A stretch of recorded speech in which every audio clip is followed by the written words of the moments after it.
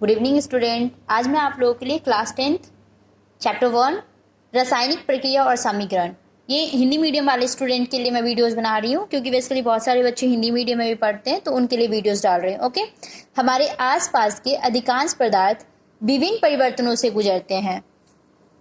हमारे आसपास के अधिकांश पदार्थ विभिन्न परिवर्तनों से गुजरते हैं। इनमें से कुछ परिवर्तन अस्थायी हैं, यानी फिक्स नहीं है, जिनमें कोई नया पदार्थ नहीं है। उन्हें क्या कहते हैं? शारीरिक परिवर्तन कहा जाता है। कुछ अन्य पदार्थों में नए पदार्थ का निर्माण होता है, जिसमें अभिकारक या माता पिता उत्पाद नामक नए पदार्थ को बनाने के लिए अपनी पहचान खो देते हैं। क्या होता है? दोबारा से पढ़ते हैं। कुछ अन्य परिवर्तन मतलब चेंज, कुछ अलग परिवर्तन में नए पदार्थ का निर्माण होता है। ओके, जिसमें अभिकारक या माता पिता उत्पाद नामक नए पदार्थ को बनाने के लिए अपनी पहचान खो देते हैं और ये परिवर्तन अस्थायी परिवर्तन कहलाता है, क्योंकि हर प्रतिक्रिया वापस नहीं मिलता। ओके, कोई भी जो जरूरी नहीं कि सारी प्रतिक्रिया वापस ही मिले। अब हम लोग टॉपिक पढ़ने वाले रासायनिक अभिक्रिया। रासायनिक अभिक्रिया वह प्रक्रिया है जिसके द्वारा दो या दो से अधिक पदार्थ एक दूसरे के साथ मिलकर विभिन्न पदार्थों के साथ नए पदार्थ बनाते हैं।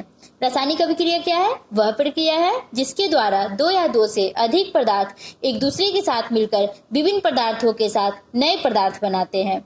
ये निर्धारित करने के लिए निम्नलिखित परिवर्तन हैं कि रासायनिक प्रतिक्रिया हुई, जैसे अवस्था में परिवर्तन, जंग में परिवर्तन, रंग में परिवर्तन,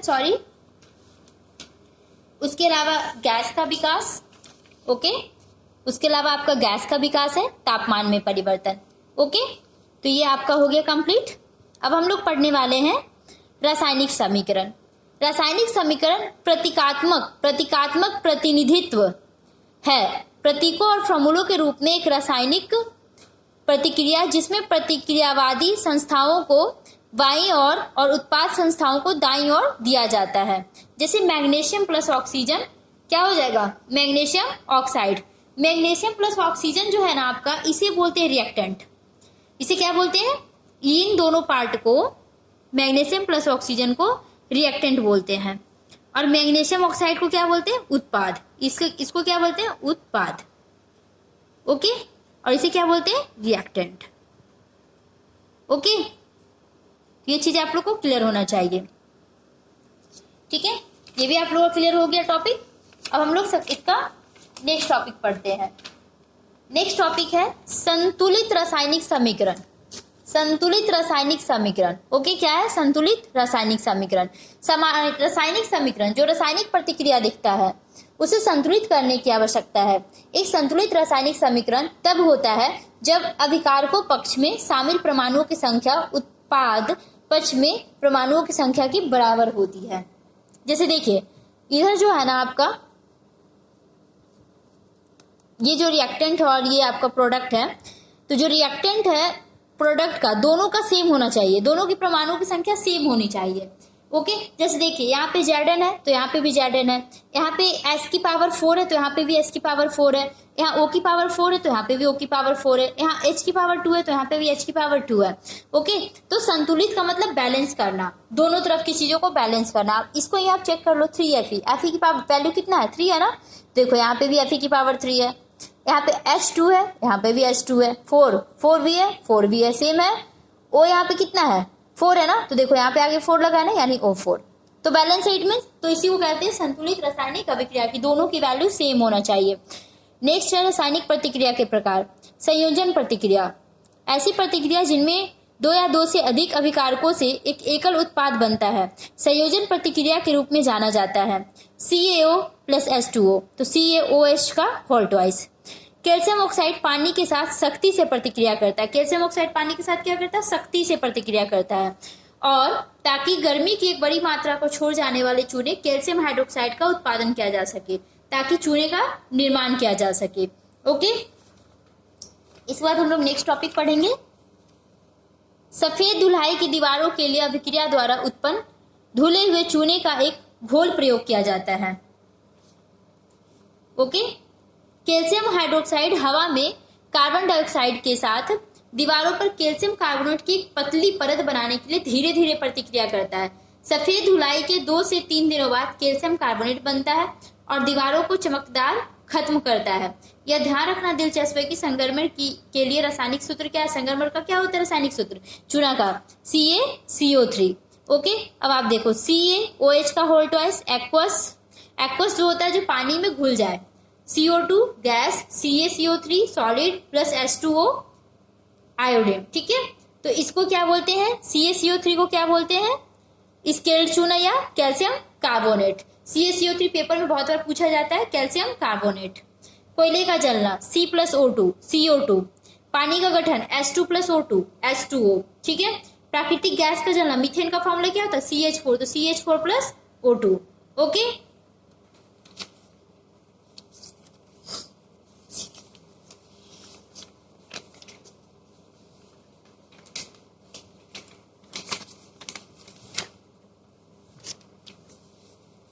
एक्सोथर्मिक प्रतिक्रिया। एक्सोथर्मिक प्रतिक्रिया क्या होता है इसके बारे में पढ़ते हैं। एक एक्सोथर्मिक प्रतिक्रिया गर्मी जारी करता है। क्या जारी करता है, गर्मी, और तत्कालिक परिवेश का तापमान बढ़ने का कारण बनता है। चावल, आलू और रोटी जो हम खाते हैं उसमें कार्बोहाइड्रेट होते हैं और ये कार्बोहाइड्रेट ग्लूकोज बनाने के लिए टूट जाता है। यह ग्लूकोज हमारे शरीर की कोशिकाओं में ऑक्सीजन के साथ मिलकर ऊर्जा प्रदान करता है। इस प्रतिक्रिया का विशेष नाम क्या है, श्वसन है, और ये एक एक्सोथर्मिक प्रक्रिया भी है। ओके, इस प्रोसेस का नाम श्वसन और इसको एक्सोथर्मिक प्रतिक्रिया भी कहते हैं। जैसे C6H12O6 प्लस CO2, तो ये इक्वेशन क्या कंप्लीट करता है, 6CO2 plus 6H2 plus 6H2O plus ऊर्जा, ये O यहाँ पे ही आ जाएगा इसके साथ। ओके, 6H2O, या तो यहाँ से देख लो O प्लस ऊर्जा, और ठीक है, यानी इसे ग्लूकोज भी बोलते हैं। अब हम लोग पढ़ेंगे एंडोथर्मिक प्रतिक्रिया। यह एंडोथर्मिक प्रक्रिया जो है गर्मी को अवशोषित करती है और परिवेश को ठंडा करती है। खाद्य में वनस्पति पदार्थ का अपघटन भी एक एंडोथर्मिक प्रक्रिया का उदाहरण है। अपघटन प्रक्रिया, जब एकल अभिकारक सरल उत्पादन देने के लिए टूट जाता है, यह क्या कहलाता है, अपघटन प्रक्रिया। जब एकल अभिकारक सरल उत्पादन देने के लिए टूट जाता है तो इसको क्या कहते हैं, इसको कहते हैं अपघटन प्रक्रिया। अब ये कैसे होता है ये चेक कीजिए। देखिए, ये एग्जाम्पल्स है आप लोग के सामने। FeSO4 ये टूट गया ना, ये एक था और इसने तोड़ दिया, Fe2O3 plus SO2 plus SO3। Okay, 2PbNO3 का whole thrice, 2PbO plus 4NO2 plus O2। Okay, ये आपका है फेरस सल्फेट और ये वह है फेरस ऑक्साइड। तो ये जो ब्रेक करता है ना, तोड़ता है ना, इस प्रोसेस को अपघटन प्रक्रिया कहते हैं। ओके, और अपघटन प्रक्रिया के जो सबसे मेन क्वेश्चंस आते हैं आप लोगों का कि चांदी सोना सफेद चांदी क्लोराइड धूप में ग्रे हो जाता है, और ये चांदी क्लोराइड की चांदी और क्लोरीन में प्रकाश के अपघटन का क्या है, कारण है। ओके, तो ये भी टॉपिक आप लोगों का कंप्लीट हो चुका है। ये क्वेश्चंस बहुत बार आता है कि अपघटन का कारण सफेद चांदी क्लोराइड धूप में ग्रे हो जाता है, और ये चांदी क्लोराइड के चांदी और क्लोरीन के प्रकाश में अपघटन के क्या है, कारण है। ओके, इसका देखिए कुछ एग्जाम्पल्स है, जैसे 2AgCl सनलाइट में सूर्य की उपस्थिति में 2Ag plus Cl2। Okay, 2AgBr तो 2Ag प्लस Br2। उपरोक्त प्रतिक्रियाओं का उपयोग ब्लैक एंड व्हाइट फोटोग्राफी में किया जाता है। मोस्ट इंपॉर्टेंट क्वेश्चन, ये बहुत बार पेपर में आ चुका है कि ब्लैक एंड व्हाइट फोटोग्राफी में किसका उपयोग किया जाता है, किसका उपयोग किया जाता है। ये कौन सी टॉपिक आप लोग पढ़ रहे थे, इस टॉपिक का नाम आप लोग का क्या था, अपघटन प्रक्रिया। ओके, अब पढ़ते हम लोग विस्थापन प्रक्रिया।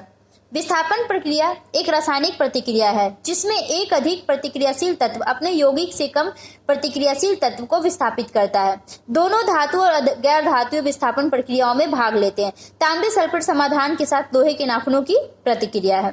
विस्थापन प्रक्रिया क्या है, विस्थापन प्रतिक्रिया एक रासायनिक प्रतिक्रिया जिसमें एक अधिक प्रतिक्रियाशील तत्व अपने यौगिक से कम प्रतिक्रियाशील तत्व को विस्थापित करता है, और दोनों धातु और गैर धातु विस्थापन प्रतिक्रियाओं में क्या लेता है, भाग लेता है।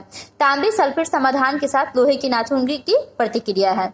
ओके, दोहरा विस्थापन प्रतिक्रिया एक डबल विस्थापन प्रतिक्रिया जिसे दोहरा प्रतिस्थापन प्रतिक्रिया या मेटाथेसिस के रूप में जाना जाता है। इसे भी थोड़ा ध्यान से पढ़िए। एक डबल विस्थापन प्रक्रिया जिसे दोहरे प्रतिस्थापन प्रतिक्रिया या मेटाथेसिस के रूप में जाना जाता है एक प्रकार की रासायनिक प्रतिक्रिया है जहां दो यौगिक प्रतिक्रिया करते हैं और दो अभिकारकों के धनात्मक आयन और ऋणात्मक आयन दो नए यौगिक का उत्पाद बनाते हैं। इसे हम लोग क्या कहते हैं, दोहरा विस्थापन प्रतिक्रिया। तो इसके ना कुछ हम लोग एग्जाम्पल्स भी पढ़ लेते हैं, जैसे कि दो जो दोहरा बनता है वो कैसे बनता है दोहरा। जैसे मान लो सपोज Cu प्लस H2O है, तो Cu प्लस क्या बन जाएगा H2O, तो ये आपका इसके उदाहरण हो गए।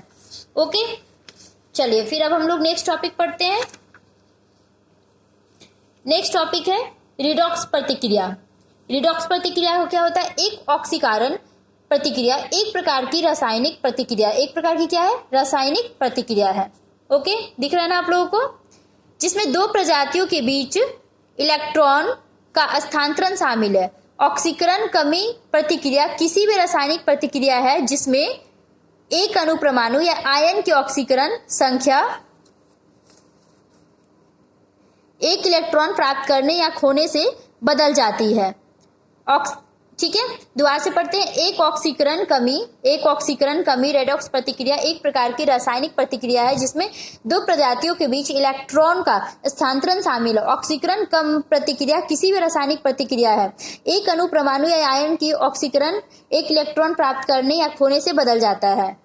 ओके, ऑक्सीकरण क्या है, इस प्रक्रिया में ऑक्सीजन प्राप्त या हाइड्रोजन की हानि शामिल है। इसमें ऑक्सीजन को प्राप्त किया जाता है, हाइड्रोजन को हानि होता है। और कमी क्या है, इस प्रक्रिया में हाइड्रोजन का लाभ और ऑक्सीजन की हानि शामिल है। जैसे Cu प्लस H2, तो डेल्टा Cu प्लस H2O। ऑक्सीकरण एजेंट यह पदार्थ है जो ऑक्सीजन देता है या हाइड्रोजन प्राप्त करता है, या यह वह पदार्थ है जो स्वयं कम हो जाता है और ऑक्सीकरण करता है, और क्या करता है, ऑक्सीकरण करता है। ओके, तो ये भी आपका टॉपिक कंप्लीट हो चुका है। अब इसका नेक्स्ट टॉपिक को भी हम लोग कंप्लीट कर लेते हैं। नेक्स्ट टॉपिक है एजेंट को कम करना। क्या है, एजेंट को कम करना। यह वह पदार्थ है जो हाइड्रोजन या लाभकारी ऑक्सीजन देता है, या वह पदार्थ है जो स्वयं ऑक्सीकृत होता है और अन्य को क्या करता है, कम कर देता है। ऑक्सीकरण वह प्रक्रिया है जिसमें इलेक्ट्रॉन का नुकसान होता है, लेकिन कमी वह प्रक्रिया है जिसे इलेक्ट्रॉन का लाभ होता है। जंग क्या है, जंग वातावरण में मौजूद ऑक्सीजन, पानी, एसिड, गैस आदि के साथ उनकी प्रतिक्रिया के कारण धातुओं उनके अवांछनीय यौगिकों में बदलने की प्रक्रिया संक्षारण कहलाता है।